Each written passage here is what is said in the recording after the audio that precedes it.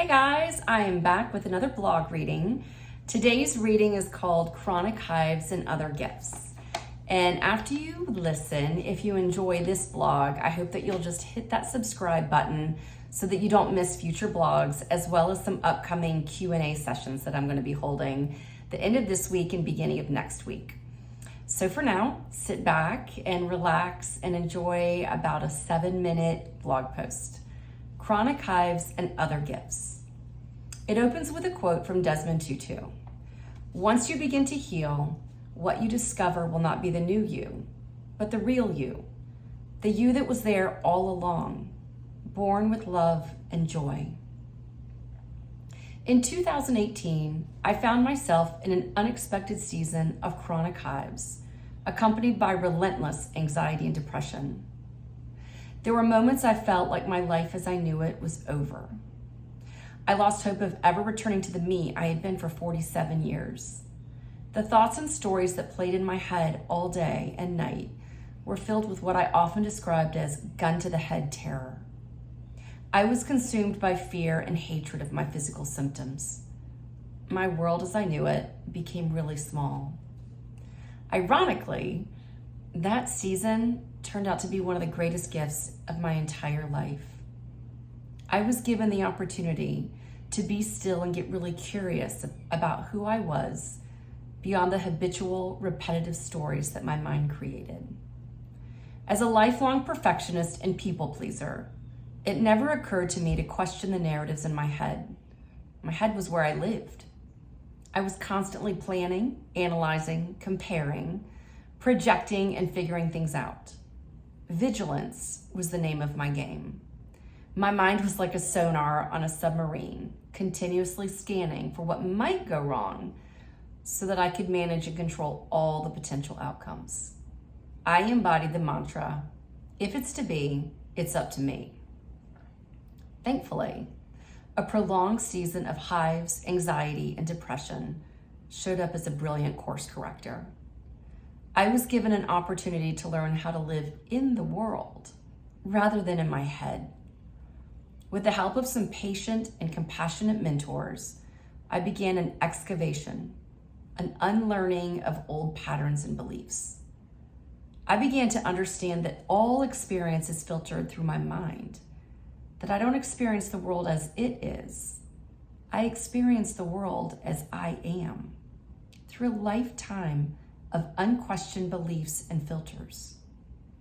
I saw that I would never be able to pin down any experience long enough to stake my peace and my happiness in it. As a result, I stopped trying to manage my experience, my thoughts, feelings, emotions, and even my physical symptoms and sensations. The first thing to fall away from me was vigilance. It no longer made sense to track my emotional states, my symptoms, my thoughts, and my visceral sensations.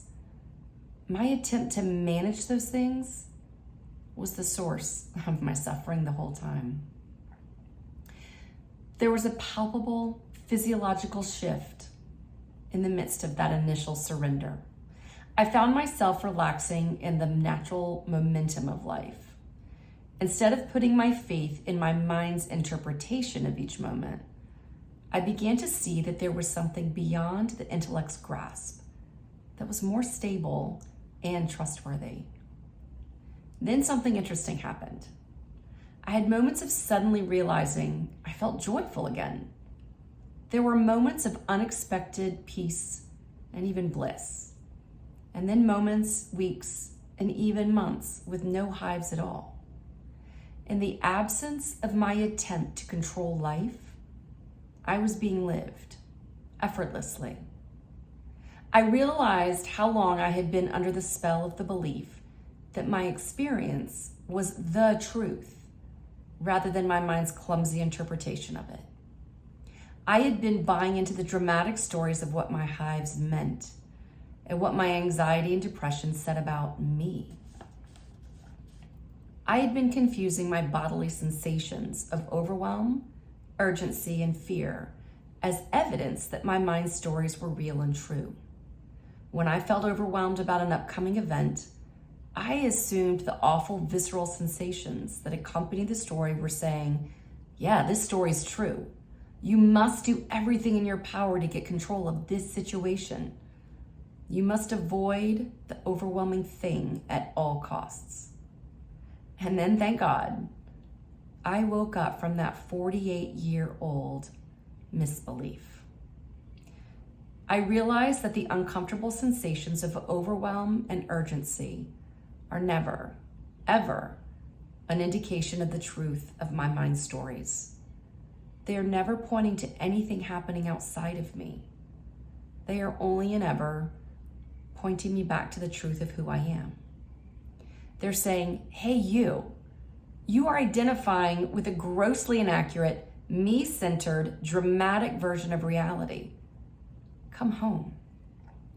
Come back to the truth of who you are. Somehow you think this is on you, that it's about you, and it's not. There is a space that is untouched by our mind stories. We can't intellectualize it, we can't define it, and we certainly can't manage or control it. But we can be open to sensing it, to knowing it, and to trusting it. In that space beyond our mind's grabby little reach, our bodies relax, finally. Our nervous systems settle down. Our hands stop gripping the proverbial wheel so tightly. And you know what happens. We heal.